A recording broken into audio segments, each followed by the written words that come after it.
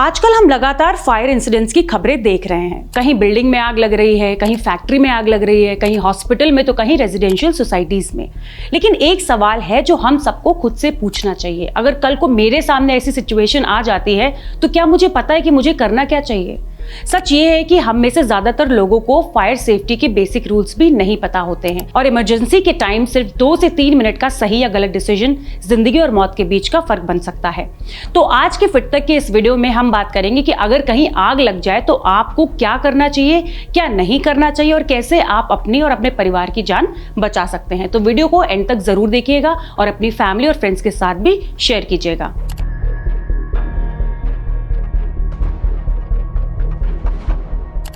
सबसे पहले एक इंपॉर्टेंट फैक्ट, जब हम फायर की बात करते हैं हम सोचते हैं कि लोग जलने से मरते होंगे, लेकिन क्या आप जानते हैं फायर इंसिडेंट्स में बहुत सारी डेथ्स आग की वजह से नहीं बल्कि धुआं और टॉक्सिक गैसेस की वजह से होती हैं। जब प्लास्टिक, फर्नीचर, पेंट या इलेक्ट्रॉनिक आइटम्स जलते हैं तो वो जहरीली गैसेस रिलीज करते हैं और कई बार इंसान आग तक पहुंचने से पहले ही स्मोक इनहेलेशन की वजह से बेहोश हो जाता है।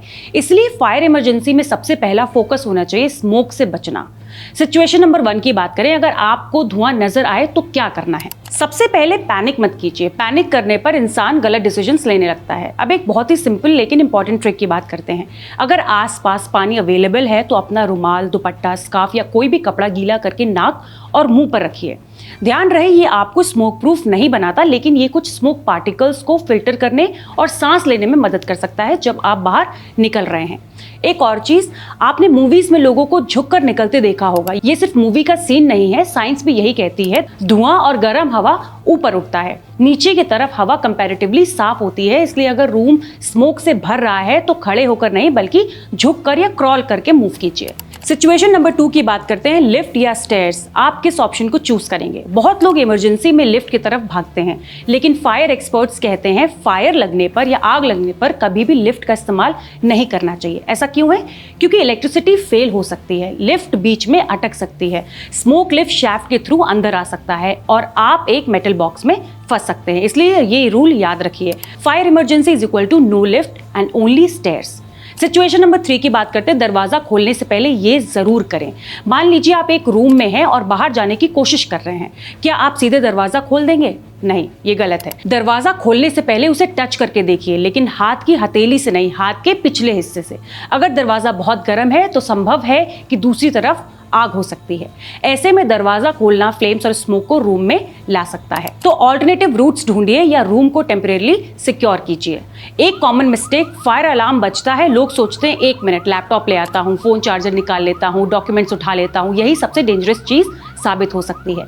इमरजेंसी में आपका फोकस सिर्फ एक होना चाहिए, बाहर निकलना। सामान रिप्लेस हो सकता है, जान नहीं। अब समझते हैं कि अगर कपड़ों में आग लग जाए तो क्या करना है। अब एक सिचुएशन इमेजिन कीजिए, आप या किसी और के कपड़े में आग लग गई है। अक्सर लोग क्या करते हैं, भागने लगते हैं, लेकिन भागने से ऑक्सीजन ज्यादा मिलती है और आग और ज्यादा भड़क सकती है। इसलिए एक सिंपल रूल याद रखिए, stop, drop and roll. Stop यानी रुक जाइए, ड्रॉप यानी जमीन पर लेट जाइए, रोल यानी इधर उधर रोल कीजिए।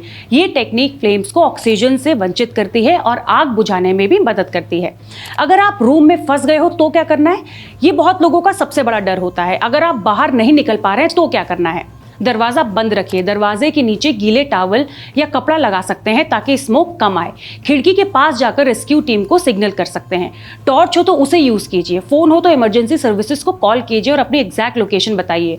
और सबसे इंपॉर्टेंट, बालकनी या खिड़की से जंप मत कीजिए जब तक लाइफ थ्रेटनिंग सिचुएशन ना हो और ट्रेन रेस्क्यूअर्स ऐसा करने को ना कहें। अब बच्चों को क्या सिखाना चाहिए ये भी समझ लेते हैं। एक इंटरेस्टिंग सवाल, हम बच्चों को मैथ्स और साइंस तो सब कुछ सिखाते हैं, लेकिन क्या हमने कभी उन्हें फायर एस्केप प्लान सिखाया है या बताया है? उन्हें बताइए कि फायर अलार्म की आवाज़ें पहचाने, उस टाइम पे लिफ्ट यूज ना करें, फैमिली मीटिंग पॉइंट क्या है, इमरजेंसी नंबर कैसे डायल करना है। ये छोटी चीज़ें इमरजेंसी में बहुत बड़ा फर्क ला सकती हैं। घर में फायर से बचाव कैसे करें ये भी समझ लेते हैं। फायर सेफ्टी इमरजेंसी के वक्त नहीं, उससे पहले शुरू होती है। अब आप खुद से पूछिए, क्या आपके घर की वायरिंग पुरानी तो नहीं? क्या एक्सटेंशन बोर्ड में बहुत सारे अप्लायंसेस लगे हुए हैं? क्या एलपीजी सिलेंडर और पाइप की रेगुलर चेकिंग होती है? क्या घर में स्मोक डिटेक्टर लगा हुआ है? क्या किसी को फायर एक्सटिंग्विशर चलाना आता है? अगर इनमें से ज्यादातर सवालों का जवाब नहीं है तो आज ही इस पर ध्यान देने की बहुत जरूरत है। आग कभी भी किसी को वार्निंग देकर नहीं लगती है, कभी कभी छोटी सी लापरवाही भी इसका कारण हो सकती है। इसलिए ज़रूरी है कि हमेशा खुद को रेडी रखें और एटलीस्ट थोड़ा सा अवेयर और प्रिपेयर्ड रहें। तो आज का की टेक अवे बहुत ही सिंपल है। पहला, पैनिक मत कीजिए। दूसरा, स्मोक से बचने की कोशिश कीजिए। तीसरा, लिफ्ट यूज़ मत कीजिए। और चौथा, स्टॉप ड्रॉप रोल, ये याद रखिए। और इमरजेंसी एग्जिट का रास्ता पहले से जानकर रखिए। लेकिन एक और बहुत इंपॉर्टेंट बात, फायर इमरजेंसी में नहीं होती, अक्सर छोटी नेग्लिजेंस की वजह से होती है। तो आपके आसपास ही कुछ ऐसी चीजें होती हैं जो फायर का रिस्क बढ़ा सकती हैं, जैसे ओवरलोडेड एक्सटेंशन बोर्ड्स या मल्टीपल चार्जर एक ही सॉकेट में लगा होना, एलपीजी सिलेंडर या गैस पाइप से हल्की सी लीकेज को इग्नोर करना, पुरानी या खराब इलेक्ट्रिक वायरिंग, किचन में ऑयल या गैस को अनअटेंडेड छोड़ देना, कैंडल्स, अगरबत्ती या दिया को कर्टेन्स या फ्लेमेबल चीजों के पास जलाना, चार्जिंग पर फोन या डिवाइसेस को बेड या पिलो पर छोड़ देना। ये सब छोटी लगने वाली हैबिट्स एक बड़ा एक्सीडेंट का रीजन बन सकती हैं। इसलिए खुद को सेफ रखने के लिए घर की वायरिंग और गैस कनेक्शन की रेगुलर चेकिंग करते रहिए। इमरजेंसी एग्जिट और स्टेयर्स हमेशा क्लटर फ्री रखिए। फायर एक्सटिंग्विशर या एटलीस्ट बेसिक सेफ्टी नॉलेज घर में जरूर रखिए। और सबसे इंपॉर्टेंट बात, smell of gas, burning smell या ओवर हीटिंग को कभी भी इग्नोर मत कीजिए, क्योंकि सेफ्टी सिर्फ रिएक्शन नहीं होता, सेफ्टी एक डेली हैबिट होती है। और याद रखिए, थोड़ी सी सावधानी किसी बड़े हादसे को रोक सकता है। मैं हूं अंशिका अवस्थी, आप देख रहे हैं फिट तक। सेफ रहिए, अलर्ट रहिए और अपनों को भी अवेयर रखिए। वेट, लाइफस्टाइल के लिए 10 अलग पेजेस क्यों फॉलो करना? Health, fitness, yoga, mental wellness, सब कुछ एक ही जगह, Fit Tak. Simple tips, expert insights, real conversations. Life upgrade करो easy way. Watch only on Fit Tak YouTube.